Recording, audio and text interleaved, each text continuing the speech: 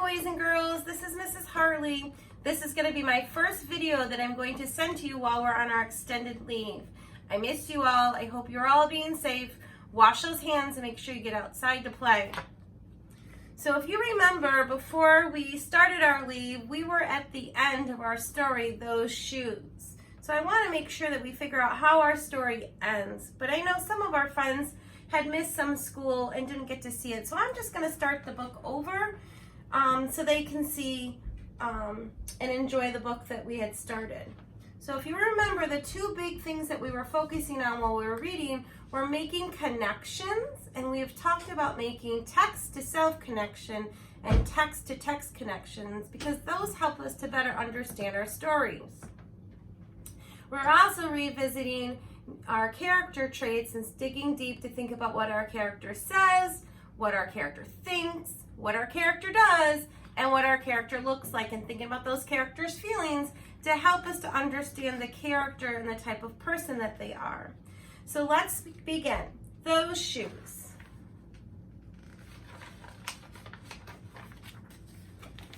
I have dreams about those shoes. Black high tops, 2 white stripes.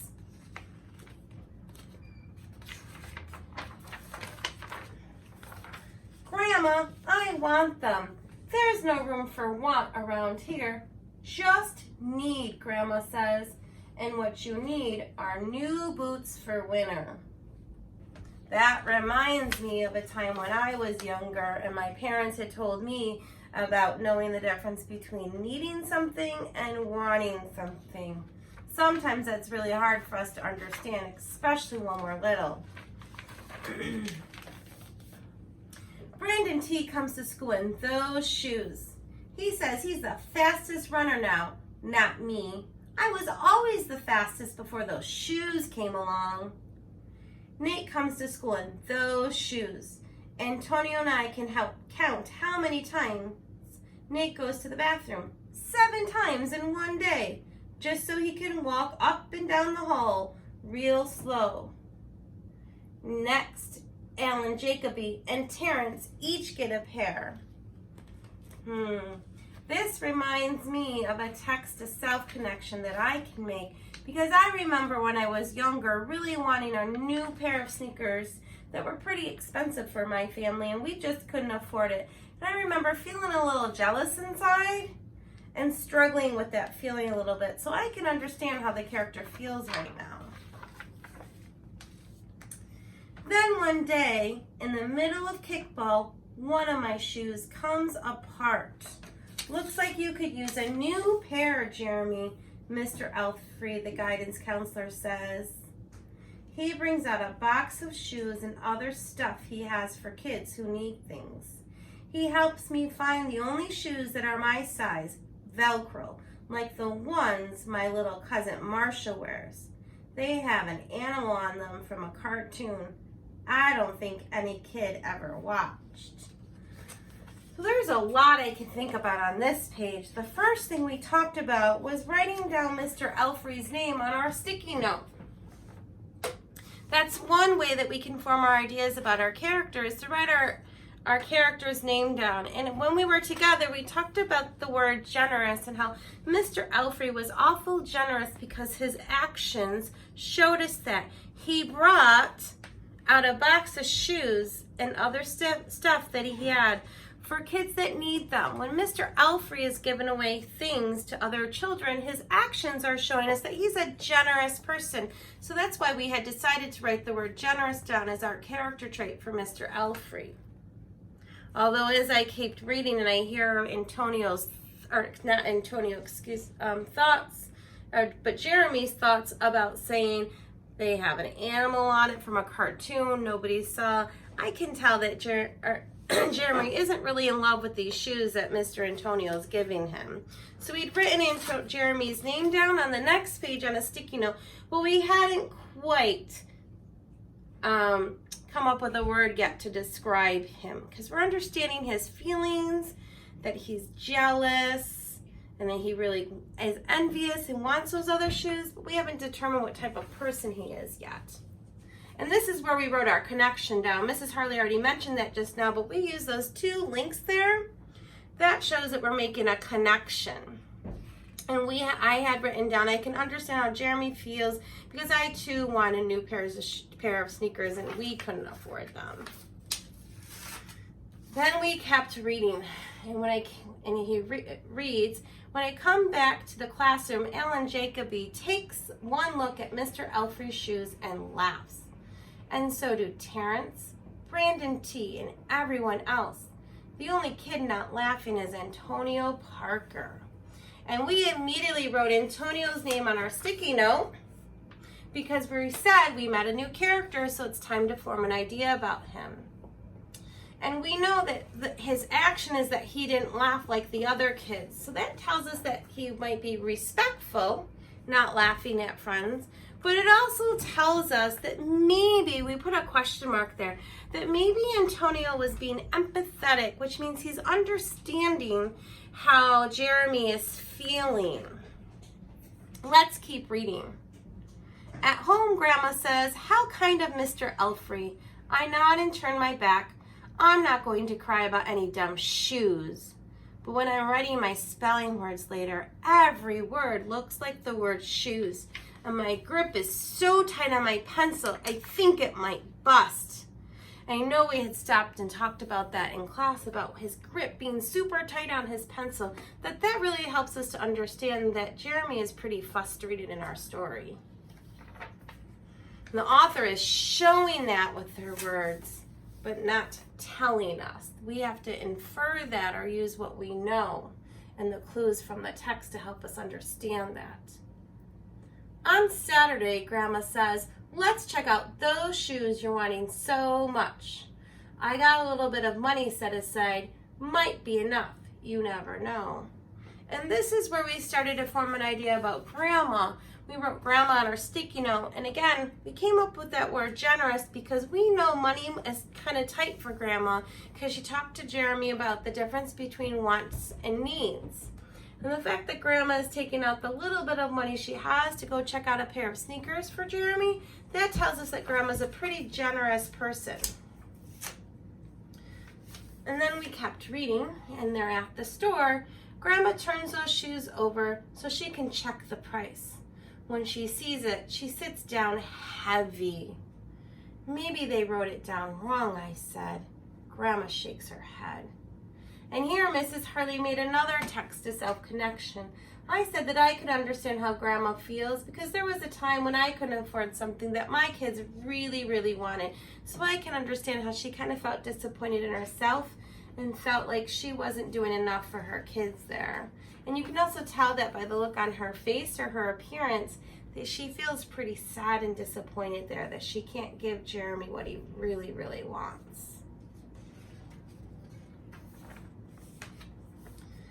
Then I remember the thrift shops. What if there's a rich kid who outgrew his or got 2 pairs for Christmas and had to give one of them away? And that's where we stopped and talked about what that word thrift shop meant. A thrift shop is a place where you can donate items when you no longer need them, and then the store will sell them to other people for a less expensive price. It's a way for some families to get things that they do need where they don't necessarily have to pay quite as much to get them. So Jeremy and his grandma are on the way to the thrift shop right now. We ride the bus to the first thrift shop. Black cowboy boots, pink slippers, sandals, high heels, every kind of shoes except the ones I want. We ride the bus to the second thrift shop. Not a pair of those shoes in sight. Around the corner is the third thrift shop.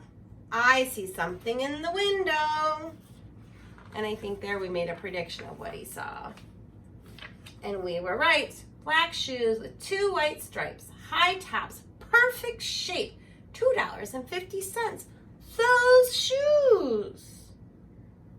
My heart is pounding hard as I take off my shoes and hitch up my baggy socks.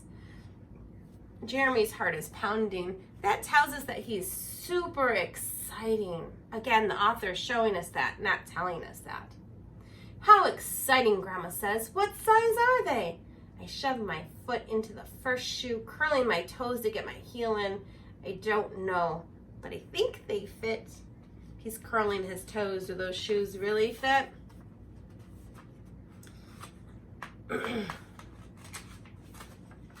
Grandma kneels on the floor and feels for my toes at the end of the shoe.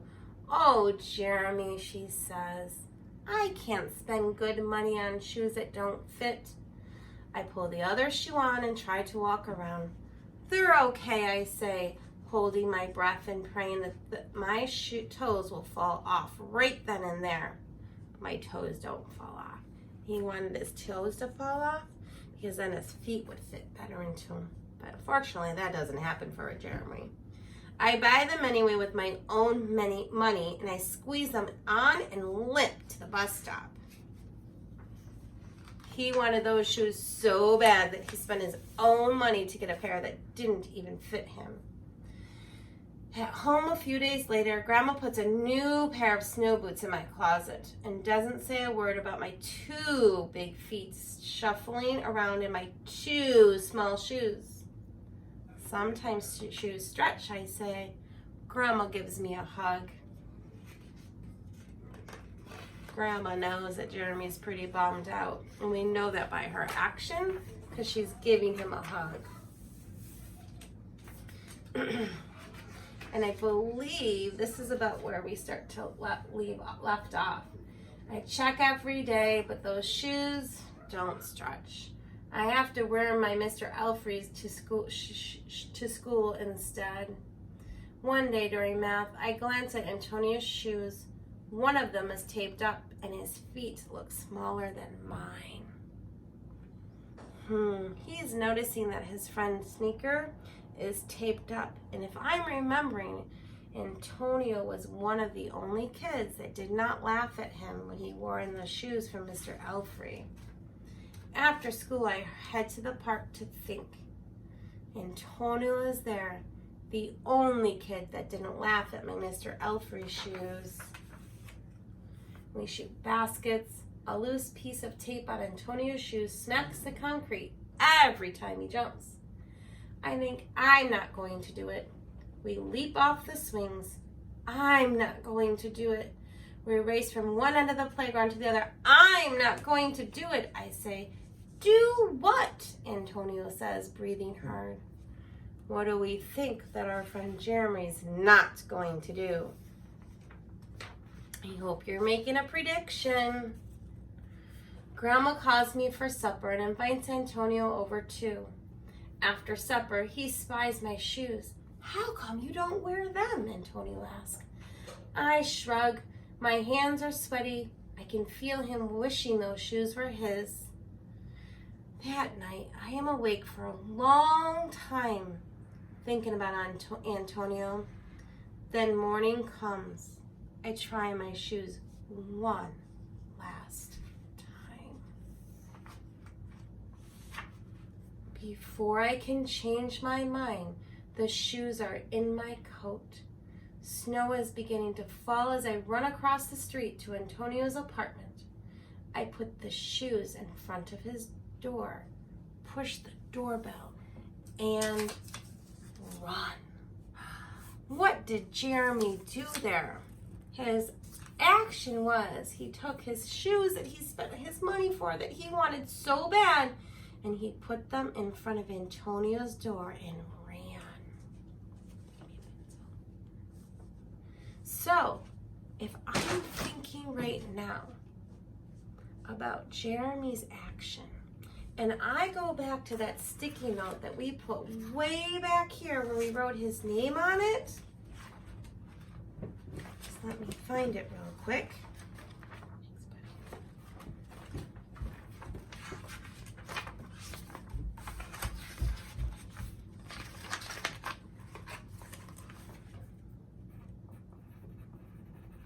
I'm going to write Jeremy's name right on that sticky note. And now it's time for me to form an idea about Jeremy based on his actions.